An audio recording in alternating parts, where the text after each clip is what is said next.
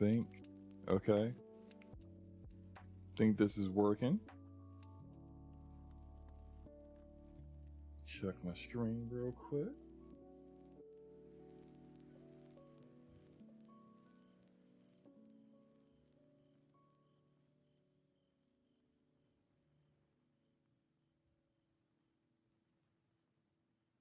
It's like it's been so long since I've done a lunchtime with SloMo, and I'm just fortunate that I'm able to get one done today.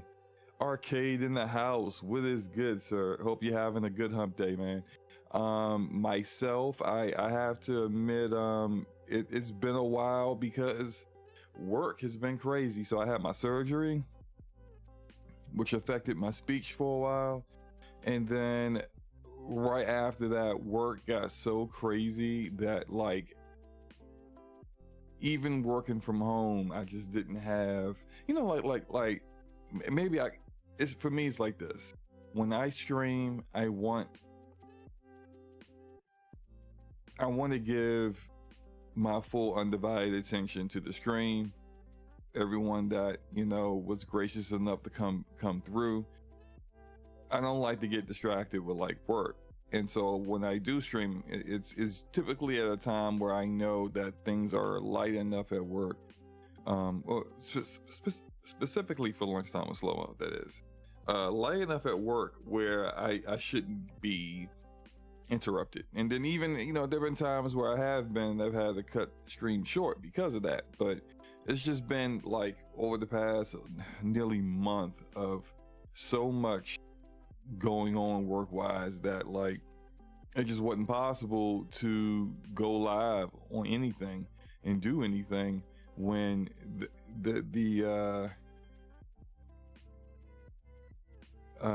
wait a minute, why is that not working? Give me a second.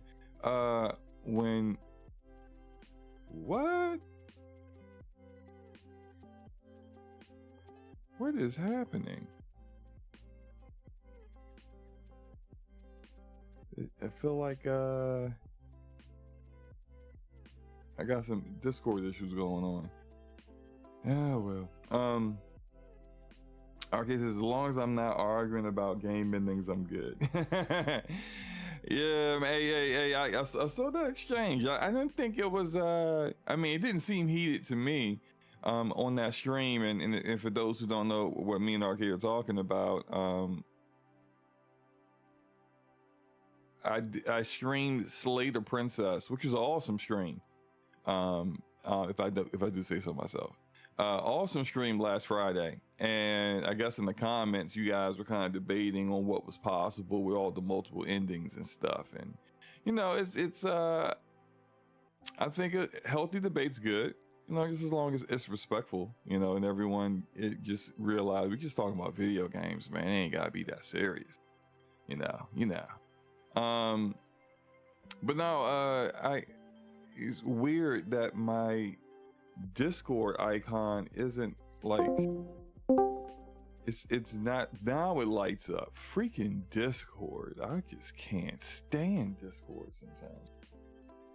But no, glad to be able to be back. We got a couple topics. It's gonna be a short show because I gotta pick up my kids from school very shortly, but I wanted to kind of get another lunchtime with SloMo out there before we have our 200th episode of the Damage Per Second podcast. Can you imagine the fact that me and Forte have not found a way to kill each other for 200 episodes? And man, shout out to the homie, but man, have I wanted to throttle this man so many times. Oh my God, so many times. He is a very, very special individual. And that could be good and bad, but yeah. It's gonna be a great show tomorrow. I don't want to discuss a lot of what we'll discuss tomorrow. Just some other things that I wanted to bring up, and before we get into the topics, and then I was gonna play Metaphor Refantasio because it's been fantastic. Arcade says, y'all work well together. Man, you don't know. Arcade, okay? Behind the scenes, I got practically threatened this man to do anything, okay? Anyway, Smitty, what's up, man? Call me Solomon. That's an interesting name. I don't have many wives, man. But no, good to see you, Smitty. Good to see you, man. Are you guys gonna play some Call of Duty next week? Black Ops 6 is just a week away. I think it's on the 25th. The 25th. I can't remember what day that is. Anywho, look, let me I forgot what I was about to say. Damn it. It'll come back to me. But yeah, I'm kind of excited for play some more Call of Duty. Even though I gotta start over with all my skins though. Lucius Augustus in the house. I can't believe my job is actually asking me to do work, SloMo. Can you believe that? Shaking my head. I can't believe that, Lucius. How dare they?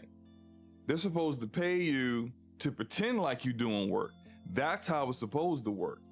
You're supposed to look like you're busy and they pay you. And then meanwhile, you play video games and watch Netflix. That's how it's supposed to work. I don't know why they didn't get the memo, man. I don't get it. Good to see you though. I guess it's already to the wife not to bother me on the 25th. Hey, look, man. On the 25th, I'm gonna be in there, man. Now I do have a question though, and it's PC related. So you know, I know there's a whole sigh and a whole eye rolling thing happening right now. Forget y'all for doing that. But look, I still contend I don't want to have to use the Xbox app on PC. Using the Xbox app on PC is like being waterboarded. Okay, it's torture. It sucks. It's trash, and I don't want to use it. They have a perfectly good running launcher with BattleNet that they now own. Can we just please, for the love of God, please, can I just get? They already, matter of fact, no, they already have it in there. There's an option in there for you to sync other accounts to BattleNet. I've already synced my Xbox account, and even when it was syncing it said checking for Game Pass validation. I'm like, oh, so you know I got Game Pass. Yet somehow with Game Pass, I still can't play Activision games through BattleNet. I gotta go through the buggy Call of Duty HQ they got going on and on the Xbox app when it works perfectly fine in BattleNet. It's just like, and I know there's gonna be a bunch of people who be like, hey, SloMo, here, you know, I know all the technical reasons, okay? I work in IT, I already know this stuff. I know the technical why it's like that. It doesn't make it acceptable. No excuse has ever been acceptable on a bad experience. If you went to your job and your boss is like, hey guy, got a problem with you here. You know, you had a deadline for this project and you did a really piss poor job. It's half done. Barely any of it's right, and it's only 75% complete. What do you have to say for yourself? I mean, your response can't be, oh, well, you know, man, I got IBS, so like every time I started working, I got the bubble gut, so I had to keep running to the bathroom. That was one, and then you know, I just felt tired. I didn't feel like it, and then you know, and no one cares. No one cares what your issues are. No one cares if your girlfriend, you know, cheated on you and left you. No one cares that your dog died. They want you to get your work done. And if you don't get your work done, I mean, there's consequences. I don't want to hear, hey, look, you know, it's going to take a while to get that done. They knew this game was going to be on Game Pass. They knew it when they acquired Activision. You're telling me nobody had the forethought in their head of how do we work with BattleNet? Any ideas? I don't know. We'll just, instead of just making sure that if you have Game Pass, you don't have to buy the game and it counts towards Game Pass that you're playing it in BattleNet. We'll just make a whole Call of Duty HQ on this trash Xbox app that no one likes. Ice Queen in the house. What's up, Ice Queen? How you doing? Arcade says, aren't they selling it on Steam? Yes, they've been selling Call of Duty on Steam since Modern Warfare 2. So it's been about 2 years and about to be, 3 years and about to be 3 games. Enrique in the house says, SloMo Dragon Age is trash. Enrique, your gaming taste is trash. Not only is your gaming taste trash, but your football takes are even worse. Any player that you think is going to be good is a bust. Guaranteed. If you think the player is going to be good, it's a bust. If you think the player is going to be bad, that player going to be a Hall of Famer. It's just, I don't make the rules. This is the way it is.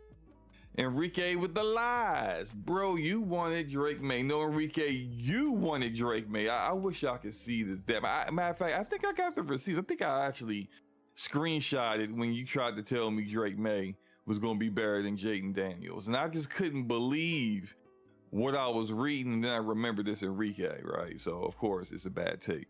And so I'm just like, I think I screenshotted that because I was like, I need to bring this up later when Jaden Daniels shows that he's fantastic. And I'm not saying Drake May is a bum. I do think he's kind of like, I mean, he ain't a bum, but he just got his first start. That tells you everything you need to know compared to Jaden. But regardless, Enrique is the guy that said that Carson Wentz was going to take the Commanders to the Washington Redskins to the playoffs. That's what Enrique said. You know what I'm saying? Like, I need Enrique to stick to doing recruiting in IT and stick to talking about financials on Brat and stop talking about football. What's up, Enrique, man? Brian East in the house. What's up, man? Glacian in the house. What's up? How you guys doing, man? So look, let's get into Ice Queen says, I'm okay apart from my mental health problems. Well, Ice Queen, I hope that this stream helps lift your spirits. Much like how Jaden Daniels has lifted the chances of the Washington Commanders, like I said he would, and Enrique said he wouldn't. Anyway, let's discuss some things. First thing I want to discuss is the here we go. How about the Cowboys? Why? Yeah, they suck. How about them? Cowboys how about that 30-year drought? 8-8 and 12-4, but it don't matter. What are you talking about? How about the Cowboys sucking out here and those Lions out there destroying people, running hooking ladders to linemen out there? Let's go. I mean, all right. I mean, it's great. You're a Lions fan now. I was always a Lions fan. I just born a Patriot fan. I'm born and raised in Detroit. There's no such thing. You have to choose one. You have to choose one. No, you actually don't have to choose one. You do have to choose one. You don't have to choose one. This is you know what? I'm gonna put up a poll. You don't have to choose one. How do I say this poll? Can you have more than one favorite team? I don't have a favorite team. What are you talking about? Okay, I don't have more than one. I don't have more than fan of more than one football team. Yes, you can, because you're indoctrinated. Okay, so if you were to move to another state, You would have moved to another. Don't Well, mean nothing? it does. If I had to move to Arizona for work, I'm still a And Washington if I Commanders fan. and if I'm I was not to move to adopting- California, I'm not and if I was to adopting the move to Arizona California, Cardinals. and if I was to no, I wouldn't adopt them either. They suck. But if I was to move to another state, fair weather fan. So it's about if they're. oh no. good I was always. I'm a no. I'm gonna tell you. No. You're right. You're right. You're right. I am a fair weather fan. I was a 20-year fair weather fan following my Patriots for 20 years. Hold up. You're Patriots. How old are you now? I said 20 years worth of following my Patriots. Okay, but I'm still a fan of them. How old are you? 44. Okay, so for the first 24 years, what were you a fan of then? The Lions. I was always a fan of the Lions. Oh. I live here. So you're indoctrinated. You're indoctrinated to love the Lions. Until no. Let me. I'm gonna tell you what I always told. I'm gonna tell you. No, I switched to the Patriots because I was a Michigan fan and I'm a Tom Brady fan. As soon as Tom Brady left, and I became a Buccaneers fan. It's just like LeBron fans chasing after their idol. LeBron fans are terrible people. Okay, I don't disagree. I don't disagree with that. They're terrible people. They're delusional. I don't disagree with that. And they're losers, like LeBron, who has a losing record in the NBA finals, listen. I can't stand LeBron because he was born in the state of Ohio, and you already know what that rivalry is like between Michigan and Ohio. So I never liked him. His position to get his bum son in Call of Duty. Dog, his son is trash. Oh, he had the audacity to send Activision a tweet. Hey, Bronny wants a skin in Call of Duty. Let's make it happen. Yeah. Okay. You're right. He's a bum. He's he might be one of the worst players in the NBA. Can the guy remember at the end of the bench for the Phoenix Suns get a skin in Call of Duty too? What are we doing here? Remember what LeBron said last year, like early last year? He said Bronny could play. He said Bronny is better than a lot of these bums in the NBA. I was like, what? No. Absolutely. There are on 10-day contract players. There are guys. Bronny should be in the developmental league. That's where he needs to be. Even though he'd never leave there because he would never get good enough to leave. He would he'd just be stuck in the developmental league. He sucks. Man, that man got more turnovers than points. It got more turnovers than points. but back to the poll here. It looks like 70% of those who have voted in the poll believe you cannot be a fan of more than one football team. Yeah, and those 70% are they like mental abuse. That's what they are. They like their mental. They like to be psychologically abused. I am not. But listen. When Barry, that you're a fair weather no. Oh, I am a fair weather. Oh, when it comes to the Lions, absolutely. No, because the Lions, yes. Period. No. Because I will. No, because I endure the Tigers. I endure the Tigers because I love the Tigers. I endure the Red Wings because I love the Red Wings. I endured 20 years of Dan Snyder. Okay. And now I am happy to see that there is sunshine at the end. There's a brighter day. You know, I have a. That's because he ain't there no more. Yeah, but then we would have never got Jaden Daniels if Snyder. No, I would never say that I am the 100% Lion fan because that onus belongs to me. I'm gonna tell you, that onus. No, listen. No, for real. No, I am for real. No, because listen, my father-in-law, he is a Lions fan. He even told me as a Patriot fan, because like if you saw me right now, I got my Patriot stuff on right now, my shirt. But shit, 20 years of greatness, dog. Let's be for real here. And it's the thing though. this the thing though.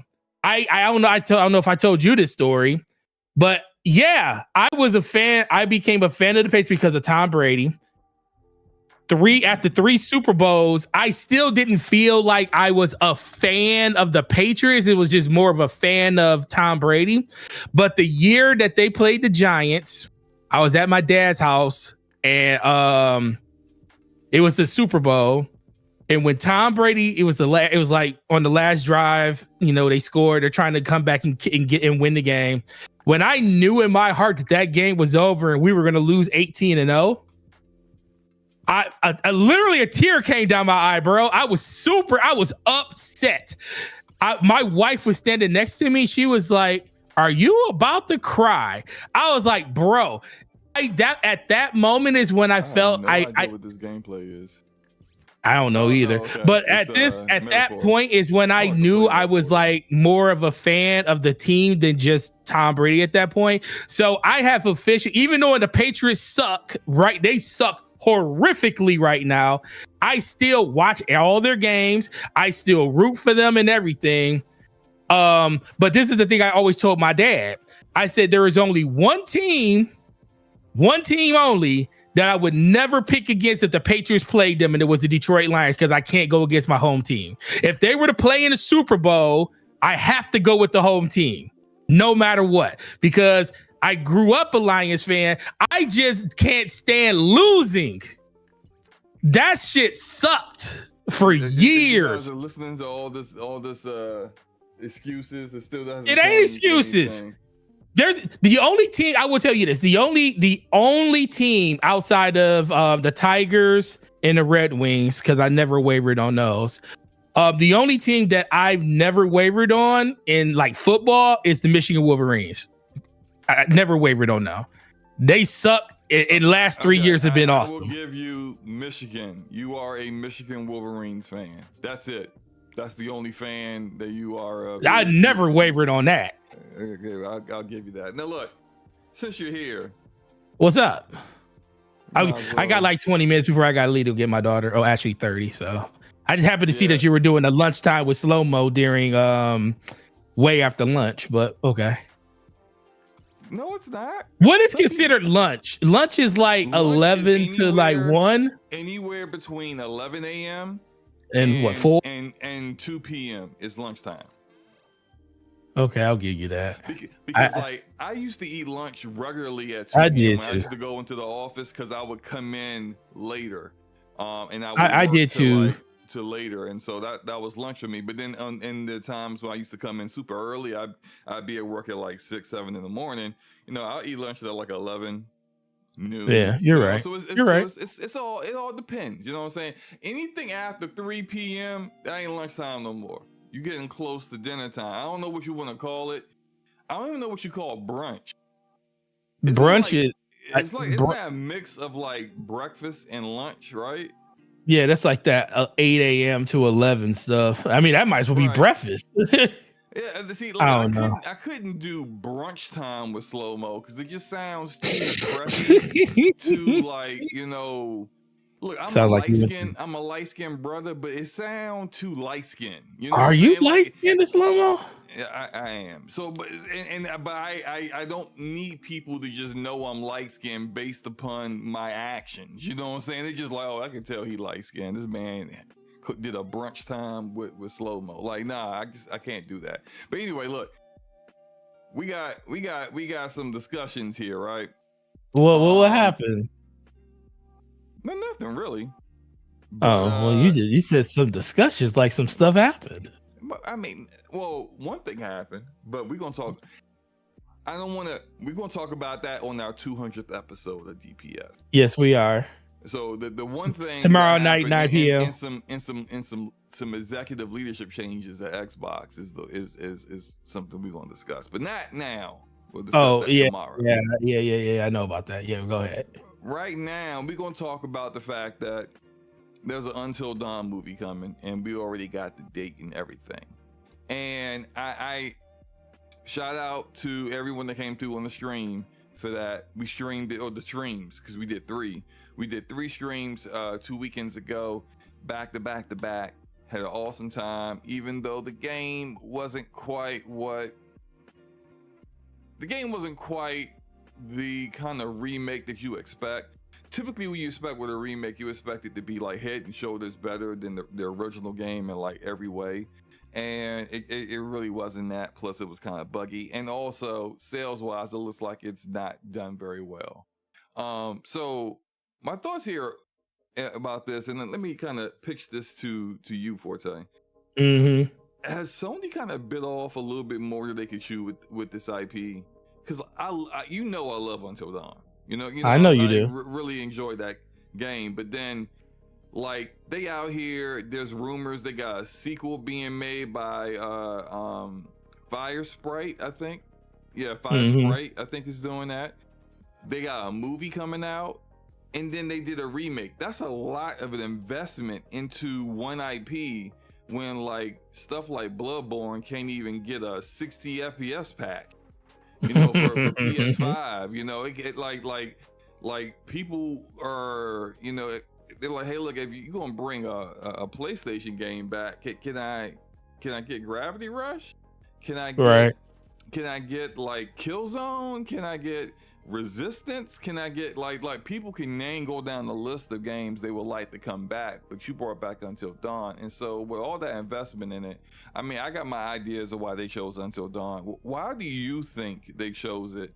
And considering the results so far, I wouldn't call it a failure already when this is like stage one of this kind of like investment in this IP, but it ain't looking too good so far. So what are your thoughts on that, man? What do you I don't know, man. Until Dawn, the original, before, we don't have numbers on the remaster, but the original, so yeah, it ain't good, but the original only sold 4 on Steam ain't good, and it ain't charting on anything on if you go on PlayStation to look at like bestsellers or currently bestsellers or whatever, as of February 22nd of this year, Until Dawn has sold 4 million, well, basically 4.03 million copies since 2015. So that's like less than 1%. It's less than like 3% of your whole entire player base that even experience the game. So, and that's on the biggest that's on their biggest platform, the PS4. I'm not going to say that they bit off more than they need to. It's just the fact that I still think they're trying to find an identity of what they want their overarching business to be when it comes to like video game sales, blockbuster hits. Remember when Jim Ryan, he came out at first, he says he wants PlayStation, he wants it to be spectacles for their games and stuff like that. He wants to be like Broadway style. So it makes sense that they just released this game, but it doesn't make sense that it's not coming out till next year. You would think if they were going to do something like this, it would be they would launch it closer to the movie. It would have been like, here's the game, and then guess what? Halloween weekend, we're releasing Until Dawn the movie. Like a month later. So that's the thing that's kind of throwing me. I think the movie is the bigger draw for them. It is the bigger draw because look at the IP. It translates very well to a movie. If you look at the actors, the actors, I was looking at the sheet for it, and I was like, dude, all these people look like they could have been in the video game. Like just the way that's in the movie. In the movie, when you just look at them, like this makes sense. Like I don't know any of these people other than I forget his name, playing the doctor. He makes sense playing the doctor. But I was saying like everybody else, just like no name people. I'm shout out to they may not be known names, just people that I don't know, but they make sense to be in this movie. Somewhat known, but they're not like household names. Right, exactly. Like you may have you know how black people be like, you see someone and you start going, Oh yeah, that's so and so from yeah. And you can't remember where it was from. Right. That's all. The entire cast is a bunch The of entire cast is that, right? Like, and it's just like you don't remember who they what you saw them in. You just know you I saw know. them in something. So like I think it's too soon to call it like a bad idea because we don't know how the movie's gonna do. And we don't know how the sequel is going to do. But my issue is that, all right, the remake came out too early. Clearly, with Halloween right around the corner, this is why they released it when they did. Yeah. They wanted to kind of capitalize on the season, on the moment. It's fall. It's that kind of time of year. Yeah, all right, and people watch the kind of movies that Until Dawn's theme, a lot of its themes come from. So I understand why you wanted it out right now, but I need these publishers and platforms to stop chasing moments and start releasing games when they're ready, because clearly Until Dawn remake was not ready. And I think some of the choices that they made, and that's Ballistic Moon who did the remake, just weren't like smart choices. Like there's some parts of Until Dawn I wouldn't go to as far as call it iconic, but it's things that resonate well with the series, and people when they think of Until Dawn they think fondly of these things. And one of them is the opening song "Oh Death" when you first get into the game, or after the prologue. They took that out, and I don't know if that was a licensing issue or something, but if it's something that is that kind of like essential to the experience, you make it work. I kind of feel like whoever was in charge of music in general needs to just never do this kind of stuff again. Like, I don't know if you thought you was assembling music for Until Dawn or Life is Strange, but it felt like Life is Strange instead of Until Dawn. Like, some of the music choices was just wow. And then all that kind of, resulted in an experience that I think is just like for Until Dawn fans, is just like, it wasn't good enough. But fine, it's not over yet. You can recover this. You got another game to do, and you got a movie. I think what Brian E said in the chat is I agree with this. It is very interesting. He said it's pretty interesting how we know a date for the movie, and it's not even that far off. But we haven't seen a trailer yet. When have you ever heard of a movie getting releasing a date but no trailer? That is pretty weird. I ain't gonna lie. I didn't even think about that till he said it. Until he said that, I have never been hyped for like like Across the Spider-Verse. Wait, what's the next one coming? Beyond the Spider-Verse is the third one, right? Yeah. They had a teaser trailer for that when they announced its first release date, which you completely missed. But they still had and you knew they didn't have nothing at that time. But they at least did a teaser trailer for the last movie of the trilogy. It's just like, how do you not even have a trailer to show us?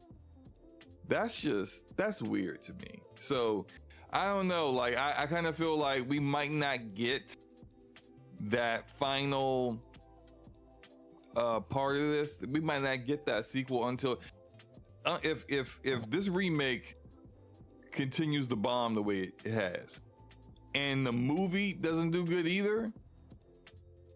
If you're Sony, are you really going to go pay for Until Dawn 2? I don't think you do. I think you cancel that thing and you put Fire Sprite on something else. But maybe that's just... Yeah, what the biggest thing is, like you said, I think the more interesting thing is the movie itself. What happens if the movie doesn't do well? How does that affect Until Dawn going forward? Because I feel like if they're putting more emphasis on the cinematic side of it when it comes to the movie, and that doesn't do well, coupled with the sales of the remaster of the game, does that kind of make them rethink the overall future of Until Dawn? I Pretty interesting when you think about it like that. Yeah, I mean, yeah, it's. I think they would probably cancel it. That's that's just me.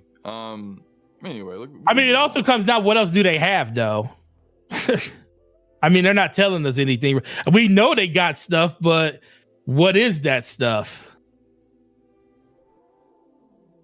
Well, so yeah, they ain't really showing a lot. And you got all those studios. They're clearly working on something. Like they're not just doing nothing, but like they haven't. Really yeah.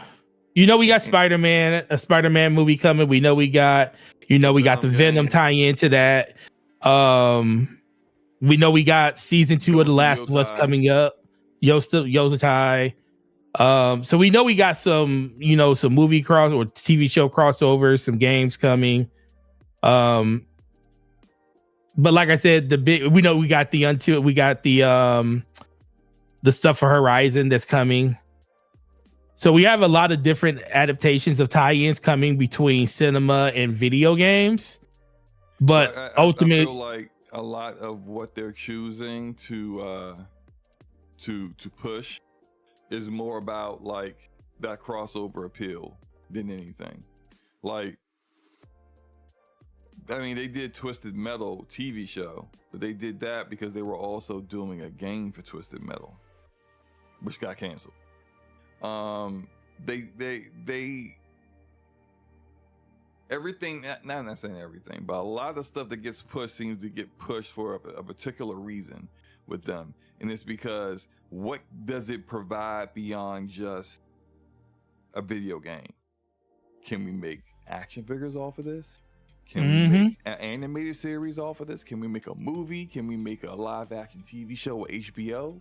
What can we do with this IP beyond just, hey, it's a video game, man? And for us, we just be like, look, man, a movie's cool. I for the most part, I want a good game. And I think that they respect that, but they also like, but what else can we do? Because if it's just going to be a good game, then we're just going to say no. We're just going to take something else so we can actually work with more. But moving on though, did you see the Dragon Age Veilguard specs? I did. I was gonna ask you about that tomorrow. What do you think? Give me a second so I can pull this up correctly. What I think I don't think it's that bad. No, it does. Going, hey man, this seems pretty beefy, and I'm like, well, yeah. Now, and this may sound terrible, but not for me. I'm good. So I don't know if anybody can see this or not. Is there a way to blow this up? No. But EA and BioWare came out, and it's not just the specs though that I wanted to talk about, because it's more than that. It's not just the specs. It's, oh my god, what did I just do? It is the give me a second. It is the kind of going back on what EA typically does in order to make sure that PC gamers are don't have any roadblocks to buying the game, even though just based off of just like the current gaming climate right now, no matter what they do, it's a woke game. Like Panda Idiot right here, very first comment under this woke ass game. You a dumbass is what you are. I'm sick of people just like did you never play Dragon Age? Because clearly like this kind of wokeism has always been there. But regardless, the game's going to have no de novo, which means there won't be, and for those like console guys who have no idea what de novo is, what de novo does is essentially it's checking to make sure that your game is a valid version of the game and not a stolen version of the game. it sucks for a lot of reasons. One, because it lowers the presence of it lowers the frame rate on average of your game, and it's kind of a scale, but I think on average it's like it lowers like 10 frames. I mean, if you have like a beast rig, it's not that big a deal, but if you counting frames and you need every frame every frame on your PC, you're going to be a little upset that you lost 10 frames because of the Denuvo. And it's kind of pointless because, and here's why it's pointless. You created the software to prevent people from hacking and distributing your game illegally, and it normally gets broken in 24 hours.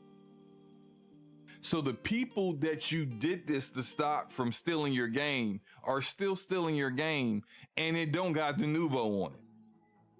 So they're playing the game the way you intended it to be played. Meanwhile, the other 90% of the PC community who bought your game the legit way are now forced to deal with Denuvo, even though they were never the target for Denuvo in the first place, and they're not removing Denuvo because then you wouldn't even allow them to keep the game or something. Like it wouldn't even run. It's just like without a mod or something, and it's just like, I'm glad they're not doing that. They're also not requiring you to need the EA launcher in order to play the game, which is fantastic because the EA launcher is almost as bad as the Xbox launcher. It sucks. So we have all of these things that EA is doing to kind of, hey, look, don't worry about this, don't worry about that. We know you don't like this. Please buy our game. And it kind of makes me wonder what that means for BioWare internally. Like, are they going above and beyond because they need to? Because BioWare struck out with Mass Effect Andromeda. They struck out with Anthem. I'm sorry, they had a strike. They might strike out if this one doesn't work. Like baseball, 3 strikes and you're out. And, typically EA has not suffered failure on this level for as long as they have with BioWare. And so I kind of wonder with that. But regardless, Forte, I want to kind of around it says, SloMo, did you finally order your PS5 Pro? I don't know where you got the your from, because I'm not ordering a PS5 Pro, and if I did want to order one, I could just buy one now. I'll be just because it's readily available, but I don't want one, so I'm good. Ramen says it takes 2 so 20 million copies. That's fantastic. And Aram is with, man, these PC gamer problems is funny because what's not a PC gamer problem? Being stuck at 30 frames. Anyway, so look, here are the specs. If you want to play the game with minimum spec, like the low graphic preset, Forte, all you need is an i5-8400 CPU, or a Ryzen 3 3300X, 16 gigs of RAM, a GTX 970, or a Radeon R9 290X, just 4 gigs of VRAM, and they would prefer a SSD, but if you want to use a hard drive, all right. Okay, so recommended spec, which is on the high preset, which I think the bulk of PC gamers who will be playing this game will be playing like this. Ray tracing off, recommended spec.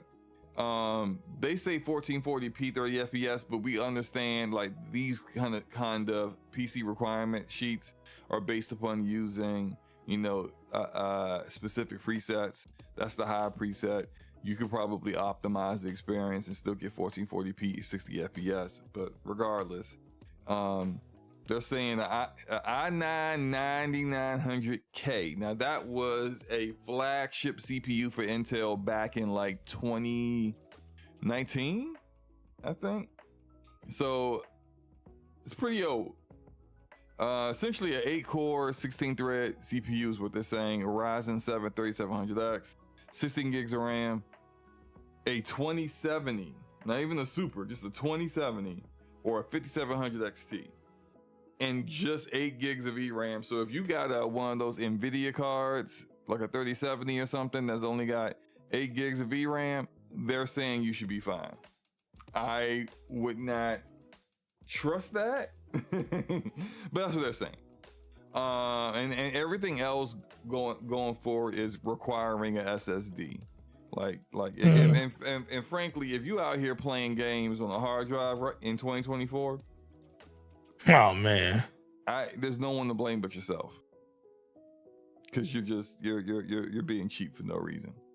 It's SATA SSDs that's way faster than a hard drive. They're dirt cheap at this point. Just cut it out. Anyway, for ultra settings, no ray tracing, you need to have a i9 12900K. So that is a 3-year-old CPU, if I'm correct. Yeah.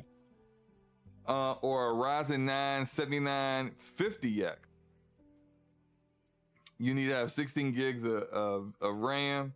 60 gigs of RAM across the board, basically. A RTX 4080 or a 7900 XTX, which is the best AMD GPU on the market currently. 12 gigs of 12 gigs of VRAM. That's deployed in 4K 60. And granted, these average performance estimates in the little fine print there include use of optional upscaling. So what does that mean? That means that if you turn off upscaling and you go just straight TAA, you ain't getting native anything. You ain't getting none of this stuff. Yeah, native is out the window basically. Yeah. So it's a demanding game if you have a mid-range PC. If you got the high end, like myself and Forte, it's not that demanding. But with ray tracing on, RT selective, it says i9 900K, 3700X, a 3080 GPU or a 6800 XT. The same GPUs for just straight ray tracing on, and for ray tracing ultra, a 4080 or a 7900 XT again. I really only kind of feel like they put the 7900 XT in the RT ultra ray tracing section because they felt like they had to put an AMD GPU. They always have to do a AMD equivalent GPU. You know damn well when we benchmark that 7900 XT compared to that 4080, it is not going to be close in regards to frame rates with max settings, ultra, and ray tracing on. Nah, fam, it's not happening.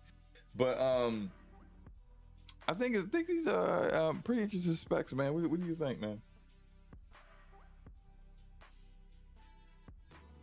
Forte? Did I lose Forte? No, I'm here. I was muted. All right, so you hear my question? This is what I'm talking about, y'all. Forte don't be paying attention. I be talking, he don't be hearing me. Not at all. Not even a little bit. And Gregor, not only does Forte not beat games, he don't listen in any conversation. Terrible. Bernie says can't wait for those new $700 gaming rigs to take a crack at the game. Hey man, $700 gaming rigs are the future. Nah, I tried to tell SloMo that earlier this year when I told him that this Pro was gonna be $700. He ain't believe me. So you could say that, but you couldn't answer my question. I said ask the question again. Ain't nobody hear you say that. So you weren't ask the question again, sir. What do you think of these specs? It's a very basic question. I mean, I don't have to think about specs anymore, so I stopped. What do you think about these specs, man? I'm not talking about your rig. I'm just talking about in general. These specs are they are doable. I mean, like I said, the biggest thing is I like you said earlier, the fact that they they try to portray that you're going to get these frame rates, but then in very small text they tell you with upscalers. I'm like, come on now, man. I guess they don't expect people to read, but it's real interesting to know that I mean for the game it looks promising. I just want to get to the point where most of these games are getting to 16 gigs of dedicated RAM. I think we're just going to go up and up from there. So at this point, I think these are pretty decent. I just wish that we didn't rely as much on upscalers, but guess what? That's basically the best way to cheat the system to get more frame rate, and that's the one thing that people care about the most is just how well does my game run and how many frames do I get. So they're actually coming to they're making one part of that a reality. It's just that frame generation is the way they're getting to it. So everything is being optimized. Like these games are being optimized with this stuff in mind. Like exactly. Like I first saw it with Remnant 2 and how the developer even acknowledged that we optimized this game with DLSS and FSR and XeSS in mind. That's just the reality of it now. They are accepting these upscalers as a way for them to reach target goals. It's not right. Oh, I'm using this to get a little bit extra this, or I prefer to play games at 4K 120, so I'm gonna turn on frame generation to get myself up to 120. That's now a part of the solution to get acceptable performance. Like Game Science with Black Myth Wukong, to get a performance mode on PlayStation 5 used frame generation to get it to 60. And that's not how any of the makers of frame generation, whether it be NVIDIA with DLSS or AMD's MF, like none of them recommend using a starting frame rate of like 30 FPS to get up to 60. No one suggests doing that. And so it's just odd that this is what's going on, but I think it's the reality. Like I think people who are stuck in their ways and just like, I don't mess with those upscalers. Right. I like my resolution native. All right, well you like low frame rates too, because you ain't getting nothing high no time soon. Like the beast that the 4090 is, the 4090 is not like destroying every single game that comes out. And as time goes on, it will be increasingly finding more games that in order to enjoy the same performance you were getting with games that came out when the 4090 first launched, you're going to need to have, maybe not DLSS quality. Now you might need to go down to balance. You might need to turn on frame gen. Like it is what it is. And so I have accepted it. And as long as if I've been on frame generation and it is not, the latency isn't so bad that I can't like move right, the timing is off, the reaction time is off because latency is too high. I know there are people that believe frame generation it does increase latency, but this is a well-known fact, but it's not the same on every single game. Some games it's acceptable, some games it's not. It just is what it is. But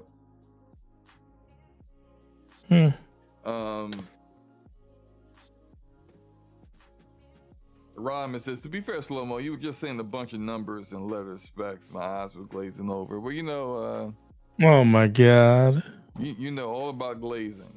Rodimus. Let me stop. Oh, I'm kidding. you are something. I am joking. All right, last How long you doing topic. it? How long you doing this for? I don't have any time. I actually need to, because I thought I was gonna play Metaphor, but then I remembered that I talked too much and only had an hour. So, last. What is your last topic? So I gotta go. Preview is tomorrow. Oh, can't wait. What can you not wait for? Because I mean, I don't even know much about what's going on, honestly. I was just saying, I just want to see, before I walk out, because I got to go get my daughter. Only thing I'll say is, we talk about a lot. I know a lot of people. I still like Xbox. Oh, not I don't like. I still love Xbox, because of what it meant to me over the course of just growing up. So I'm telling myself that I'm not going to be as I'm still going to be very, very judgmental on what they do, but I'm going to try not to be as negative. So I'm really looking forward to see what they actually have, because as a platform, it still exists. It's just that I just don't believe in the direction, but it's still their direction they want to go in. So I'm excited to see what they have to show and offer, because a lot of that stuff mostly is all still coming to Game Pass. I still have Game Pass for the next 2.5 years. So I'm not gonna not use it. But so yeah, I mean, even though I don't know what's coming, it's just about that time just to say, okay, well, Xbox, what does the future really hold for you when it comes to being a Game Pass supporter and being a third-party publisher? Because let's be for real, that's pretty much about 80 to 90% of what they are right now. They just haven't moved everything, but I'm still interested in seeing what they bring. All right, well, let me read the press statement from them real quick. It says, and then the latest installment will feature a mix of new and upcoming games for you from incredible partners like Remedy Entertainment, Sega, 505 Games, and many more. It's going to be around 25 minutes long. It says you'll get a first look of gameplay from Alan Wake 2's next expansion, The Lake House. You're going to get a trailer for Like a Dragon, Pirate, Yakuza, and Hawaii, and a peek at multiple bosses in the dark fantasy action game Wu Shang Fallen Feathers, which not to be confused with Black Myth Wukong, even though they're kind of similar in action games and themes and names, and I don't know if they thought that maybe we just might think it was Black Myth Wukong, but who knows. But anyway, Wu Shang Fallen Feathers, and then also multiple world premieres. So 25 minutes, and other titles coming to Xbox consoles, Windows PC, and Game Pass. So for me, I think what do you think the world premieres can be? No freaking clue. I don't think they're going to be that big, though. I don't think there's going to be like, oh my god, what is that? Like, no. But I do think this is an important showcase for them to have, especially in light of kind of like how this year has gone, where it's kind of fallen down some similar paths, like last year, where they unfortunately didn't get Baldur's Gate 3, which turned out to be Game of the Year at launch. That's not a good look. And then that has kind of continued with some Capcom games that didn't make it at launch, and as well as Black Myth Wukong, which still isn't on Xbox at the moment. And so when you kind of got like an image issue in regards to how you are perceived when it comes to getting hyped up or high interest third party games, when that's kind of a problem, you're gonna need kind of like something like this, like a partner showcase, to kind of help that perception. Like, hey, look, this is what we got going, this is what we got coming, whether you knew it was coming or not. Or maybe you might see something that you're like, oh wow, like what is that? Who's making that? It may not be Xbox, but I know it's coming to Xbox. That's the kind of, like, you can't reverse the narrative with PR statement saying, "Hey, look, we're working with Game Science to get Black Myth Wukong on Xbox. We're working with Comcast on their game." I said Comcast. When did Comcast make games? Capcom. We're working with Capcom to get these fighting games on the platform and the game engine they use working on Xbox. Like, these statements don't change the reality is that like people are looking forward to these games when they come out at launch and they're missing your platform. But this could potentially help them with other games that people might find fascinating. You know, this Wuchang Magical Feather, whatever it's called, might be dope. You know, we don't know. So it could actually be something that people be excited for, and you know what's coming to Xbox because it's at the Xbox Partner Preview. Gregor says Forte doesn't like Xbox, he likes his nostalgia. Aramis says, Forte, you don't like Xbox, you stay on that PC and Sony side. Oh my God. The anger, slander. I think Forte likes Xbox. I ain't even gonna talk to him about it. I think you like Xbox. I do like Xbox. When was the last time you played your Xbox? Yesterday. What did you play? NCAA football. See, he likes Xbox. He plays on Xbox probably more than I play on Xbox more than I play on PC. Right now, at least. I don't understand that, but regardless, like he plays on Xbox probably more than some of these Xbox cappers that we see out here. I just started playing Octopath Traveler 1 and 2 on Xbox on Game Pass. Octopath Traveler 2 is pretty dope. I started playing. Oh, it is. I played them on PC. Nintendo Switch already, so I'm just redoing them on Xbox.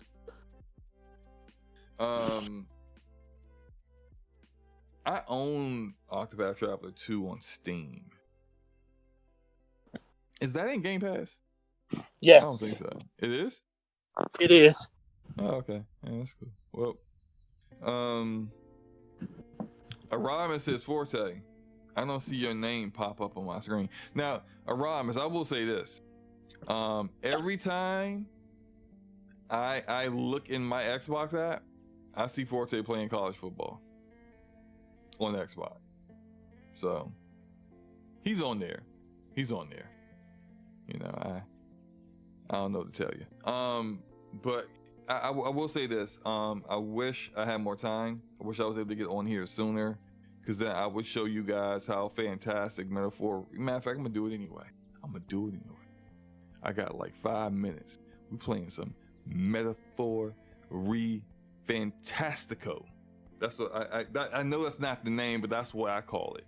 Metaphor Fantastico, because it's fantastic.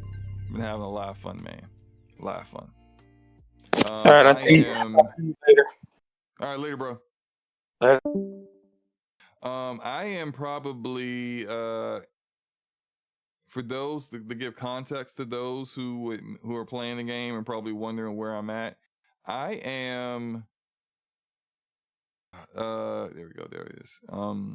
I am past the second, like, main mission, if that makes sense. Brian says, I've been on that first Berserker Kazan. I played a little bit of that. I actually got to get back to that because I also got into the closed test, and I need to do more of that. Yo, I think the music in this game is dope, but I don't think it's as good as Persona's music, if that makes sense. But yeah, look, I got like, well, it's afternoon. We just. Let's see here. So I'm heading over to to this tournament. What I enjoy about Metaphor that's different than previous Atlas games. Are they waiting for me to do something? And whoa. Okay.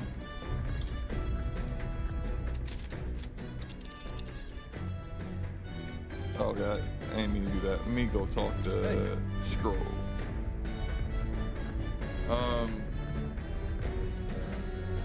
What I like about this game is that it takes you to a lot of different areas, and it's like a real fantasy where it's the story is evolving and it's not so formulaic. Like for example, with Persona 5, you will have like, okay, so we're supposed to be stealing these bad people's hearts. We get introduced to them, we see how bad they are, then we make the choice to go steal their heart. Then we, you still have some of those elements, and then you still have like a time period that you need to be able to do to get whatever your goal is accomplished. But what happens in there is that like it follows the same, like story-wise, the same story beats for every single bad person, and you're trying to change their heart and every single palette. Even though all the palaces are different, it's all kind of the same thing. So far with Metaphor, and I'm about 28 hours in.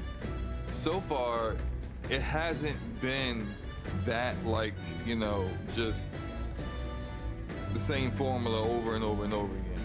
Like the story is so like broader that like it doesn't just lend to those like very rigid story beats that we see in their previous games. But I'm enjoying it. Let me just probably just show y'all a couple of things that I have been setting up.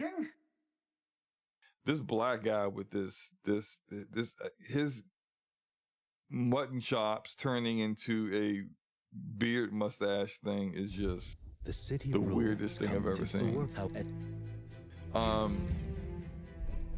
This is, only I find hard about Metaphor is I use too much MP and can replenish it without resting.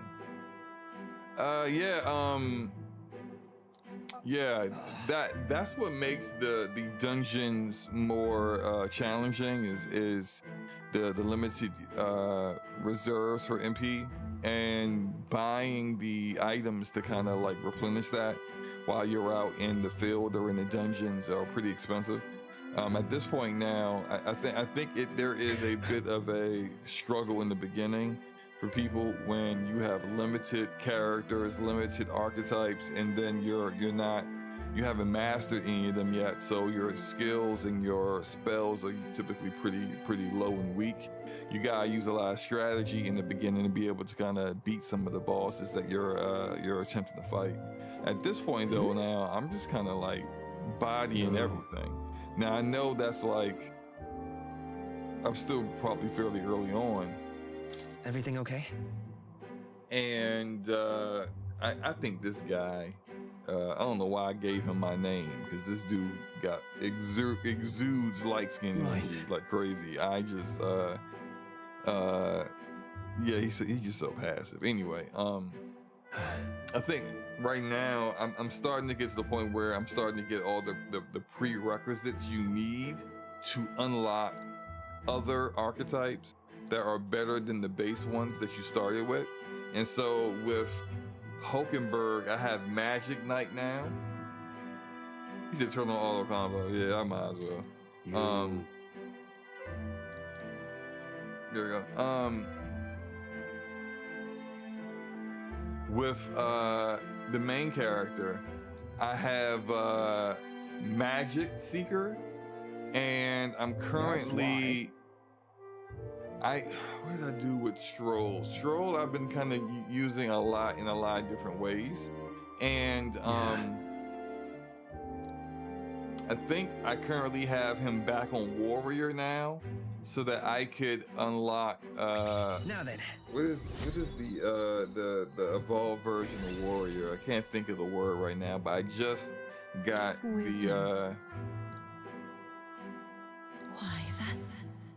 the whole thing that tells you, oh, this is what this is, because you know, I'll show it once this conversation is over. Matter of fact, I might just skip it. Let's just skip it. It ain't nothing really that serious happening right now. As the sun sinks below the... Let me get to the point where I can like move around again. I think that's now. Yeah, I should be able to move around now. Okay, so what now? So this is where I'm currently at right now. Level 25. I don't know why my main character is lower than Hulkenberg or Hazame, I guess this. I love this little guy. This guy is awesome. I have four in my party at Rodimus. I got Hazame now. But with my main character, I got him on Magic Seeker, which is the evolved version of Seeker. And to get this, I had to have it doesn't show what the prerequisites were. But I had to have, no, I just had to hit level 20 and max this out to get that. But then you see this one is a question mark. It tells you what you need to unlock it, but you also need like the knowledge of what it is, the archetype is, in order to unlock. Mage, and then there is Wizard after that. I haven't gotten Wizard. All you need to be is max level rank 20 to unlock Wizard. I don't have anyone at that. Main character's at 10, I think. Yeah, he's close. He's at 17. I probably should have just kept him there. But with Stroll, I got him on the Warrior because I want to get that to the prerequisites to unlock Swordmaster. That's what it is. And the description for Swordmaster I like because it says besides multi-target attacks, it also possesses skills to increase basic attack damage to help rely less on MP. And when you brought that up, Rodimus, about the MP usage, that was really kind of like interesting to me about having something that would rely less on MP use. Also, so there's Hulkenberg. She's on crap. There we go. Magic Knight. Hazame is so the thief class. I need to max that out. But I don't know what the next, like, he's not at rank 3 on his relationship level with the main character, so that's a prerequisite. I gotta get up to level 20, which I'm only like a level and a half away from that, but that's fine. But I don't know what it is, and without knowing what it is, I'm not gonna be able to like unlock it anyway. I'm about let me give you the official number, Arcade, of how many hours I am in this. It is 26 hours. 20. I thought I said 28 earlier, but it's 26 hours. But no. Where was that? Swordmaster. Yeah, Swordmaster is dope. But like Thief, for example, I don't know what the next thing would be. But this class is awesome. Because when you're gonna talk about like MP usage, whoops, I didn't mean to do that. Details. So Plunder Life and Plunder Magic is my favorite abilities with this class, because Plunder Life, anytime an enemy or a boss hits Hazame, I use Plunder Life to restore anywhere between 130 to 150 HP back to me. And it does great damage no matter who it is, and no matter what their strengths and weaknesses are and their resistances and whatnot. Cat, thank you. Fan of more than one football team, blasphemy. That's what we'll be trying to tell Forte. And since you brought that up, let me go ahead and end the poll now so that it is immortalized that Forte is a fair weather fan. Anyway, so Plunder Life and Plunder Magic. Plunder Magic only costs you 1 MP, and you can get anywhere between 15 to like 30 MP back off of that. And so Thief is awesome. With Hazame, I kind of just like, he's there in the party, but he's not really there, because like he's doing his own damage that isn't really related to like the other ways that people are damaging, and he can replenish HP and MP at will. And yeah, I just like, he's my favorite character in the game. I think he's super cool, and his character design is great. If you ask me, he's like a mix of like a rabbit and a bat. It's just awesome. It's just awesome looking. I do need to go though, so I'm just going to get up out of here now. But I wanted to kind of show that and what I'm working with classes and whatnot, and where I'm at currently in the game. I'm enjoying it. It's quickly going up the chart for my favorite games of the year, and my goal is to beat Metaphor before Dragon Age the Veilguard comes out, and I was somewhat skeptical that I'd be able to do that before it launched, but now that I've been playing it and I've been like putting so much time into it, I'm probably going to be able to beat it. I think I will.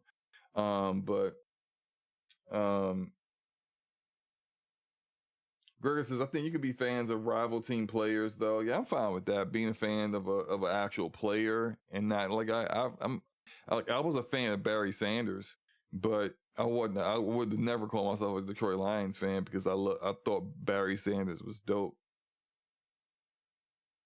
Kat says, tell him by your tone, it's safe to say, assume you're enjoying. Oh yeah, I'm really enjoying the game. I love the themes, the characters are good.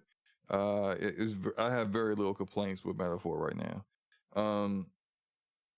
But let me get up out of here, y'all. I have to go get these kids. Appreciate you guys for coming through. Come check us out tomorrow, the 200th episode, the Damage Per Second podcast. We really appreciate you guys being there. I hope you enjoyed the rest of your hump day, and I'm out. Peace.